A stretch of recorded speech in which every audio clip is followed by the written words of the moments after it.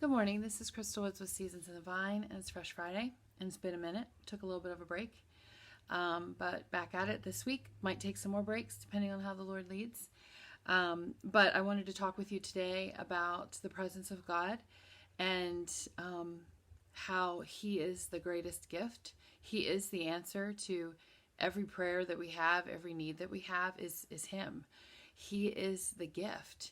He is the promise. It's Him Himself coming to be with us in everything we face, everything we walk through, every valley, every mountaintop. It's Him over and over and over again.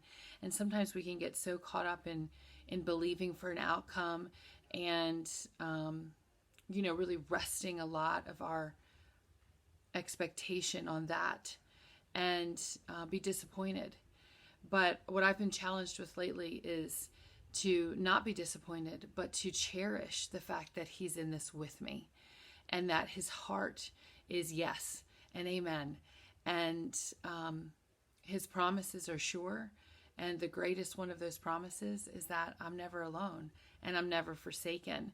And so I have a couple quotes. I'm going to keep this message really brief, just kind of drop a little whoop down your way. And, just hope it blesses and encourages you to really seek out the presence of God.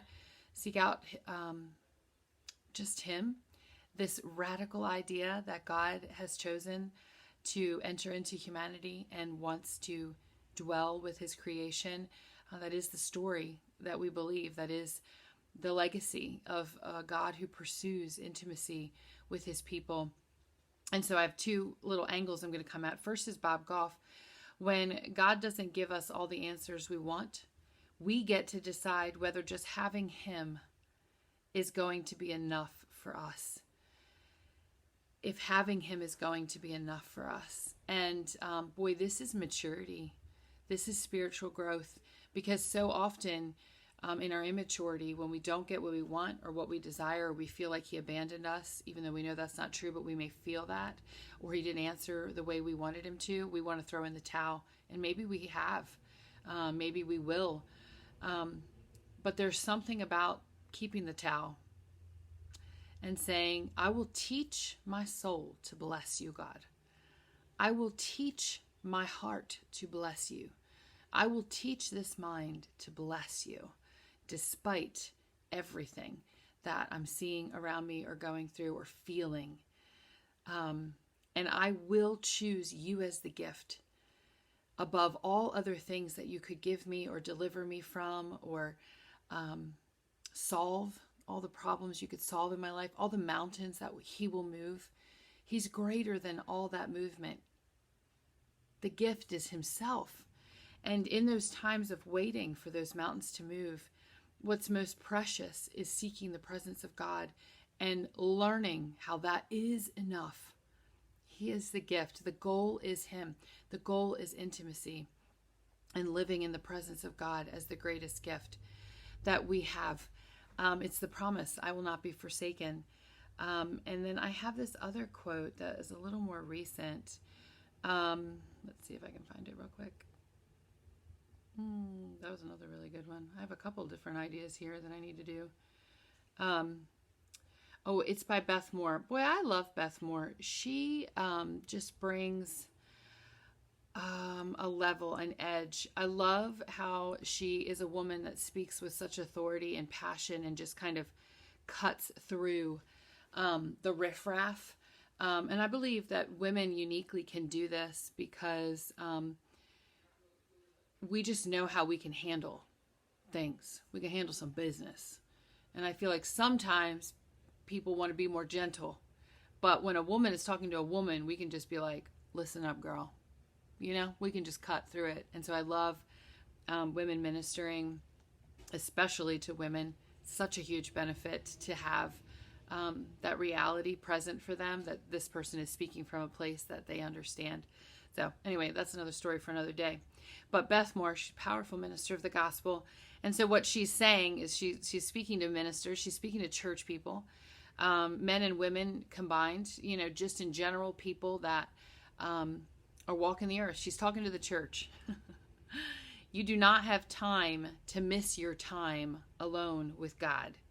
You'll do 10 times the work trying to craft messages, create environments. Oh my gosh, how much of our church life is creating environments, curating images.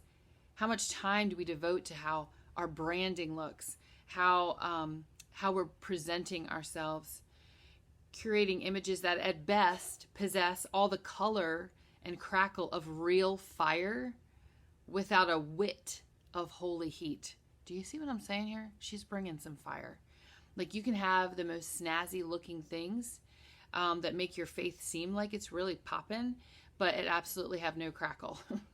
Like, there's no real heat behind it. And this is how she ends it. Production can't produce presence. And I'm passionate about a presence-based life.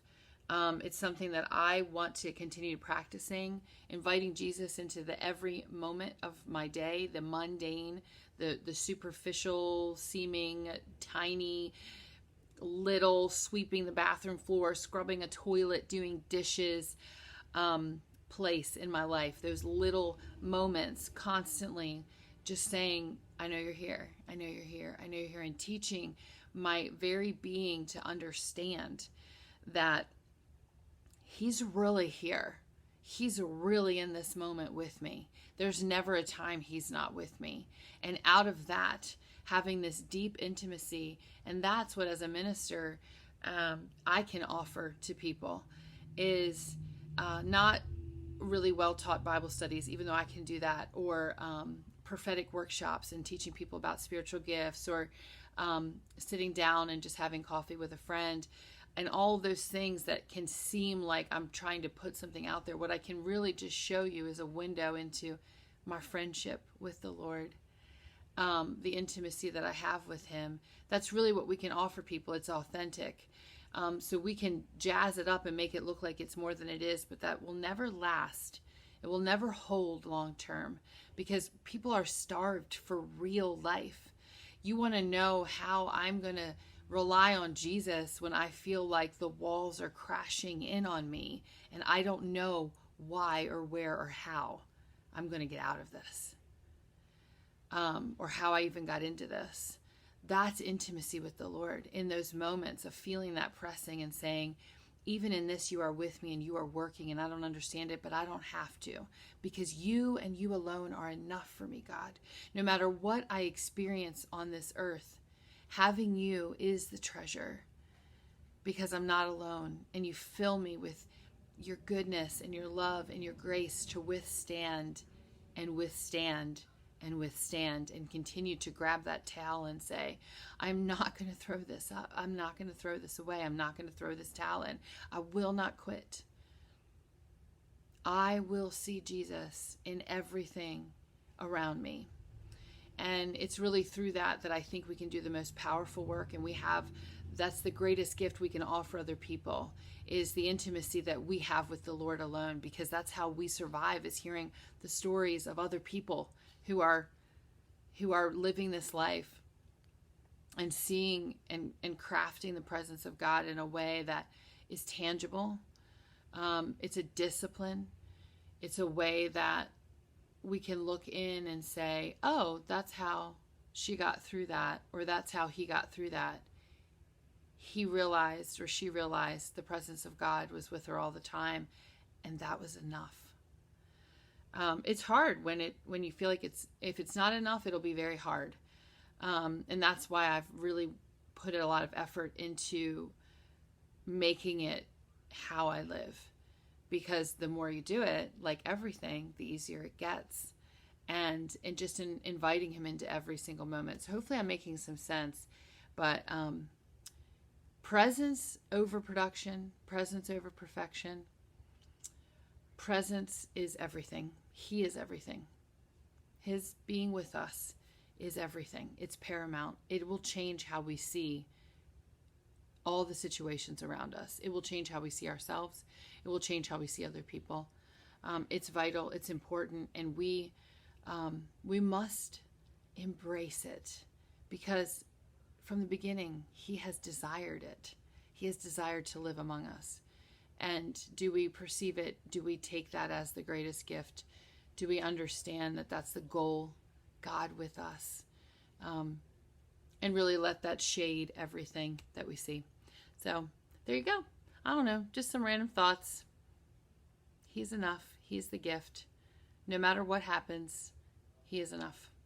So love you and see you next time. Bye.